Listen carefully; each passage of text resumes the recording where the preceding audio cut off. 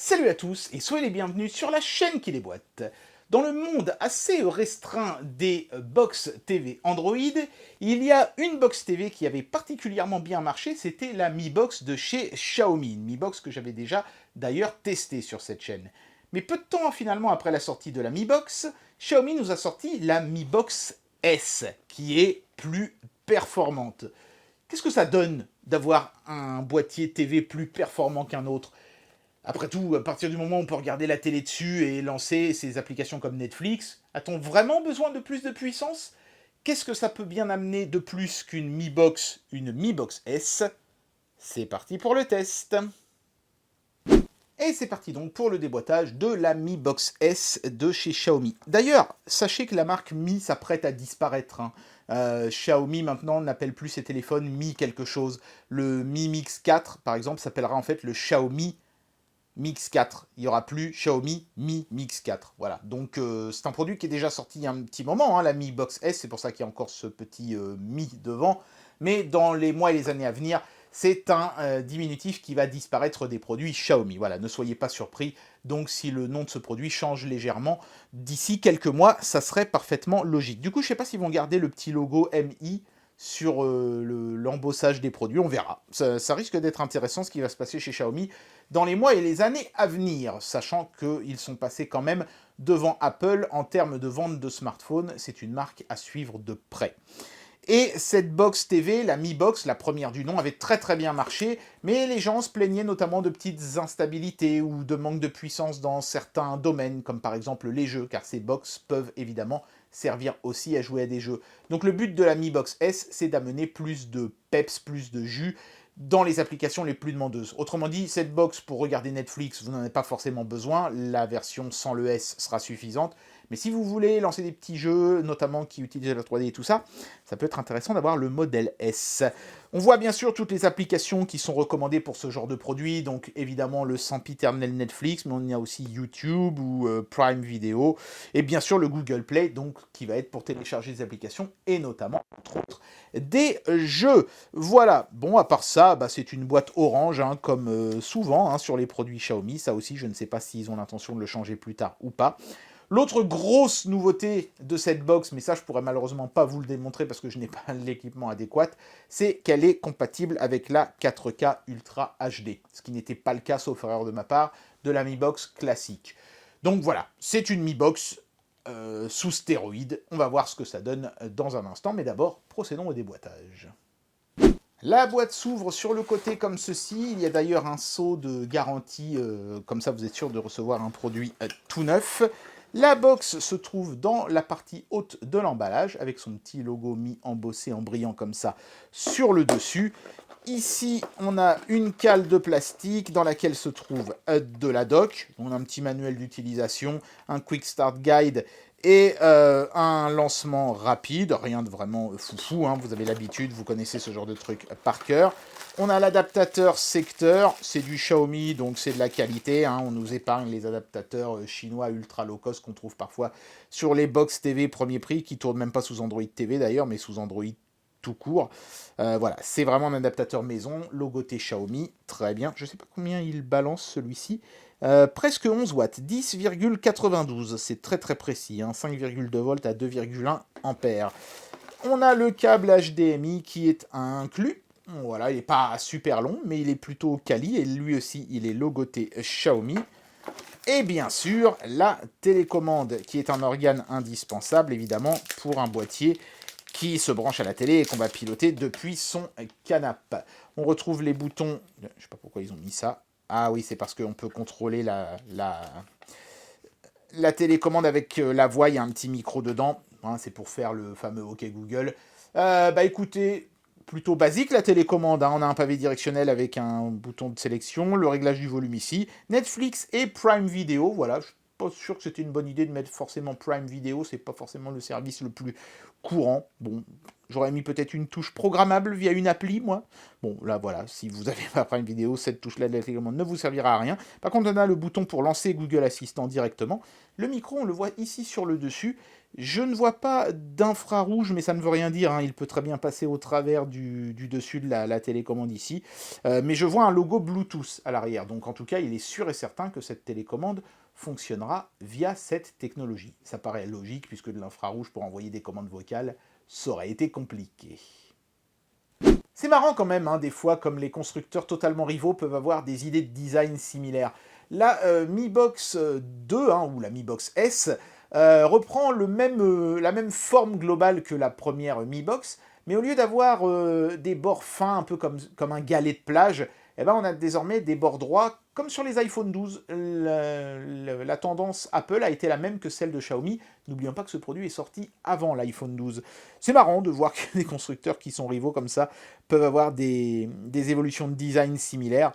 À l'arrière, on a la connectique du produit, une prise casque, une prise HDMI bien sûr, donc ça c'est pour brancher votre casque, et ça le téléviseur. Une prise USB, c'est pas mal, si vous avez des fichiers vidéo par exemple sur une clé USB, vous pouvez les lire sur la box facilement.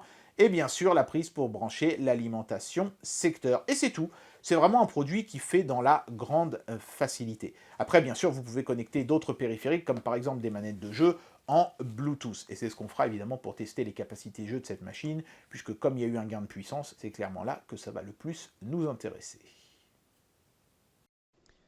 Et voici donc l'interface de base sur laquelle vous arriverez quand vous allumerez pour la première fois cette box TV Android. Alors j'ai déjà installé moi des petites applications comme Molotov que vous voyez ici sur le premier bandeau légèrement sur la droite. Ça, bien sûr, ça n'est pas installé de base, mais c'est justement le gros avantage d'Android TV, c'est que vous avez une masse énorme d'applications installables et vous n'avez plus qu'à aller sur le Play Store, chercher l'application qui vous intéresse et l'installer, le tout très facilement. Xiaomi, de son côté, a eu la gentillesse de ne pas bourrer la box de bloatware pénible, comme c'était le cas sur leur première box, et en plus de nous le forcer dès l'écran d'accueil. Ici, la chaîne Xiaomi, elle est discrètement reléguée tout en bas de l'écran. Vous voyez, il faut vraiment descendre pour la trouver. Et en plus, en allant sur personnaliser les chaînes, vous pouvez la masquer complètement et retrouver une interface 100% Android TV. Voilà, après pour le reste, c'est Android TV, hein. Vous installez Netflix par exemple, ça va vous créer une chaîne Netflix et de là vous pouvez choisir le média qui vous intéresse. Mais le mieux encore, moi personnellement je trouve, c'est de faire une recherche vocale. Alors vous pouvez le faire de n'importe où sur la box en appuyant sur le bouton assistant Google de la télécommande. Vous faites une requête et il vous enverra le résultat. Donc on va faire un essai, allons-y. Retour vers le futur. Voici quelques informations sur Retour vers le futur. Voilà. Donc là, par exemple, il me dit que c'est disponible sur Netflix. Ça tombe bien, j'ai un compte Netflix. Donc si j'appuie là, eh ben, il me le lance directement sur Netflix. Alors évidemment, je ne vais pas pouvoir vous faire la lecture de ce film parce que c'est pas libre de droit du tout. Et je pense que les studios Universal n'apprécieraient pas des masses. Mais je n'ai plus qu'à appuyer sur OK ici et le film commence. Je peux choisir mes sous-titres et tout ça comme Netflix permet de le faire. Donc voilà, extrêmement simple pour les trucs de base comme ça. Un clic et c'est parti. Donc, on va voir deux choses maintenant. On va essayer de lire un fichier vidéo 4K pour voir s'il est lu de manière fluide, puisque c'est la grosse nouveauté de cette box, la 4K. Moi, j'ai pas d'écran 4K pour faire le test de display, mais par contre, je peux faire le test de décodage d'une vidéo. Avec VLC, par exemple, on va voir ce que ça donne. Et puis, on va essayer ensuite de lancer un petit jeu pour voir si les progrès qui ont été faits en termes de processeur permettront de jouer à des jeux très puissants de manière fluide. Pour ça, j'ai un peu plus de doutes, je dois dire, parce que vu que cette box coûte quand même très peu cher, je pense pas qu'ils ont pu mettre un processeur ultra dernier cri qui va faire tourner les jeux à fond. Mais on verra au moins si c'est jouable en mettant les graphismes en médium, ce qui serait déjà pas mal. Allez, c'est parti, on va commencer par la lecture d'une vidéo. Bien, alors c'est parti pour le test d'une lecture vidéo. Donc vous voyez que j'ai installé VLC ici. Hop là, je peux choisir de mettre une vidéo en 30 puis en 60 fps, toutes les deux des vidéos en 4K. Donc on va commencer avec 30 fps, histoire de voir. Bon, a priori, là, ça doit marcher, hein, vu que le constructeur survendait quand même la 4K sur sa box. Si ça marche pas, je vais faire la tête. Allons-y voir.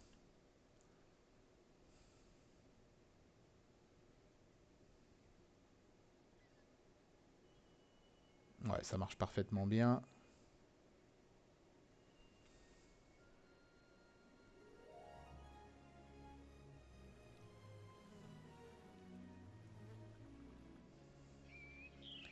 Ok, pas de problème à signaler.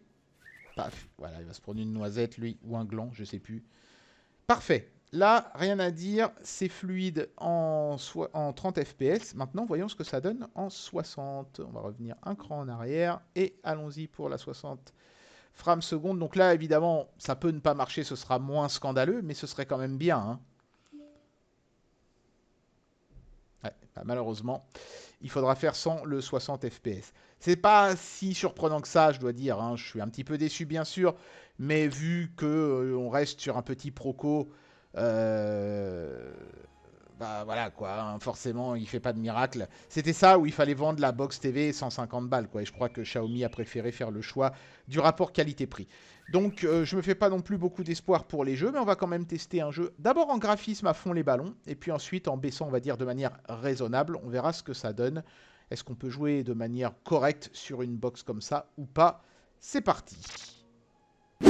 Voilà, c'est parti donc pour les jeux vidéo. Alors vous pourrez constater d'ailleurs sur l'interface que j'ai pu installer certains émulateurs qui sont compatibles Android TV, ce qui veut dire que vous pouvez transformer cette box en une sorte de mini console de rétro-émulation pour jouer sur votre téléviseur à la Mega Drive ou à la Super Nintendo. La Super Nintendo, en plus l'émulateur il est gratuit, SNES 9X X Plus.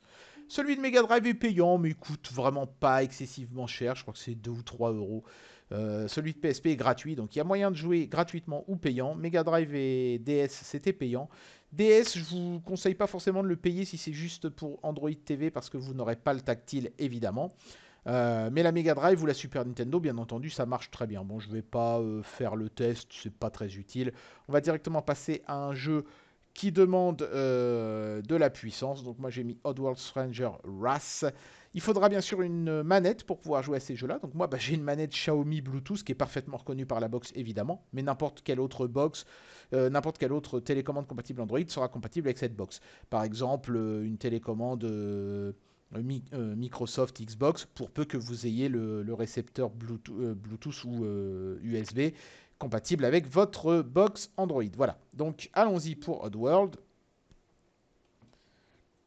D'ailleurs, de base, la manette Xiaomi n'est pas forcément la meilleure pour ce type de box parce que la disposition des touches est légèrement différente de celle de la Xbox. Et ça peut perturber certains jeux.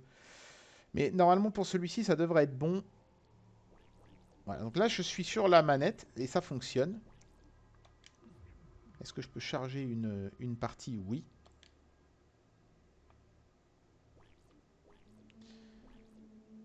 Allons-y. Donc là, normalement, sauf erreur de ma part, les graphismes sont à fond les ballons. Donc je pense que ça va ramer. Mais on va voir, hein. Attendons de voir quand même. On va passer les cinématiques. Nous, ce qu'on veut, c'est jouer. Ouais, le framerate, il est aux fraises. Hein. Bah, c'est pas tellement surprenant, hein, puisqu'on était déjà aux fraises avec la 4K 60 fps. On va quand même essayer de se déplacer un peu dans la ville. Puis après, on verra avec quel réglage on a quelque chose de fluide. Après, ça reste dans le domaine du jouable. Hein. Vous voyez, là, j'ai un framerate à quoi 15-20 FPS, mais c'est pas injouable. C'est juste pas beau, quoi. C'est pas confortable. Mais c'est jouable.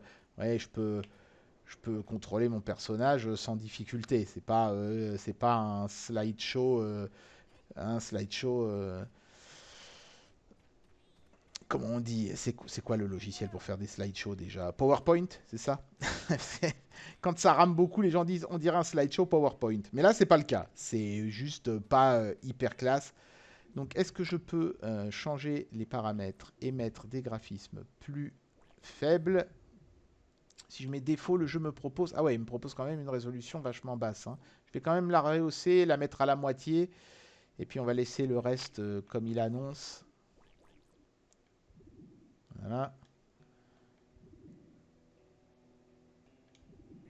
Voilà. Bon, là, je vois que c'est un peu moins joli, un peu moins fin, notamment le sol. Enfin, ça va, ça reste quand même plutôt joli. Et là, ouais, là, je suis passé à 30-35 frames secondes. Donc là, on peut considérer que le jeu est fluide. Et donc, évidemment, si après, je baisse encore la résolution pour mettre ce que lui me recommandait, je devrais m'approcher des 60 FPS. Mais voilà, on peut quand même jouer à des jeux avec des graphismes très corrects. Hein. Vous voyez que là, c'est pas mal. Hein. C'est de la Xbox première gen, là. Hein. C'est quand même déjà assez joli. Avec un résultat plutôt correct. Voilà. Mais c'est pas non plus la panacée. Vous jouerez pas en full speed et en super haute résolution. Voilà, vous pouvez jouer avec ce genre de box, mais évidemment, au prix où elles sont vendues, il faudra faire quelques petites concessions. C'était prévisible.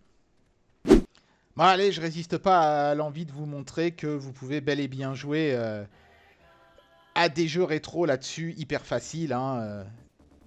Regardez ça, ça tourne full speed, 60 FPS sans problème. Évidemment. Bon, on s'en doutait, hein, vu comment tournait Oddworld. Mais voilà. Voilà typiquement le genre de logiciel parfait pour une box TV. Vous pouvez vous mettre plein d'émulateurs du moment qu'ils sont compatibles Android TV et jouer sur votre grand écran avec votre manette Bluetooth dans un confort remarquable. C'est nickel. Regardez-moi ça.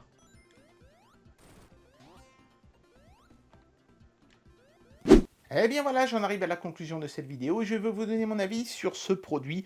La Mi Box TVS, j'avais très envie de la tester parce que la Mi Box TV, la première que j'avais testée, m'avait beaucoup plu. Mais au fil des semaines, je me suis aperçu que c'était un produit qui avait quand même pas mal de défauts, notamment de stabilité. Et évidemment, la puissance, la performance était très basique. Ce produit a fait un bond en avant indéniable. D'abord, en termes de stabilité, Xiaomi a compris la leçon. Ils n'ont pas essayé de bourrer le système de trucs à eux. Ils ont juste mis une petite chaîne dans le bas. Ils sont restés très sages. Résultat des courses, on se retrouve avec un produit très nettement amélioré en termes de stabilité. Et ça fait déjà un bien fou. En termes de perf, on n'a pas évolué tant que ça, mais suffisamment pour que le produit ait quand même un gap par rapport au précédent. Malgré tout, ça ne sera pas suffisant pour lire des vidéos en 4K 60 fps, ce qui est franchement le plus gros grief que j'aurai sur ce produit, qui se revendiquait 4K. Et puis vous ne pourrez pas non plus lire les jeux vidéo les plus sophistiqués en mettant leurs settings à fond. Il faudra se montrer plus raisonnable là-dessus. Mais pour quiconque veut accéder au monde de l'Android TV sur un téléviseur qui ne serait pas compatible, ou sur n'importe quoi qui a une prise HDMI, hein, un moniteur de PC peut devenir un téléviseur grâce à ce petit boîtier-là, c'est clairement le meilleur produit qui se fait à l'heure actuelle dans le domaine. J'aime beaucoup la télécommande, même si j'aurais aimé qu'il n'y ait pas forcément le bouton Prime Video, parce que moi personnellement j'ai pas ce service-là. Bon, Netflix, je pense que c'est devenu suffisamment mainstream pour pouvoir suggérer qu'on mette un bouton. Prime Video, bon, disons que les gens qui ont le service auront la joie d'avoir un raccourci direct, donc pourquoi pas. Ça fâchera peut-être ceux qui avaient pris Disney+. Voilà, parce qu'après on va plus en sortir, hein. S'il faut mettre les boutons de tous les services, ça va faire des jaloux. Et c'est ça un petit peu le problème que j'ai moi avec ça. Mais le coup de la télécommande avec le micro, la commande vocale et tout, pour trouver immédiatement ce qu'on a envie de regarder, si on veut se faire une petite soirée cinéma et tout, font de ce produit vraiment le produit idéal pour quiconque veut accéder à l'Android TV toute simple sur un produit qui n'était pas compatible jusqu'alors. Et à ce niveau-là, on n'a pas fait mieux que la Mi Box TVS, clairement. Donc c'est un produit que je vous recommande. Mais voilà, voyez pas trop haut, vous pourrez jouer à des petits émulateurs 16 bits par exemple sans problème. Les jeux en 3D, il faudra se montrer un peu moins gourmand.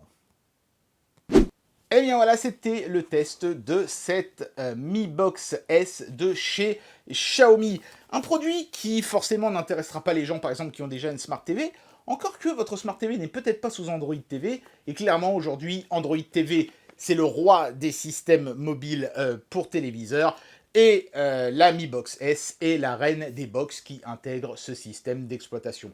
Donc si vous n'avez pas de Smart TV Android, c'est clairement la box qu'il vous faut. J'espère que ce test vous aura plu, et moi je vous dis à très bientôt pour un prochain test. Allez, tchuss!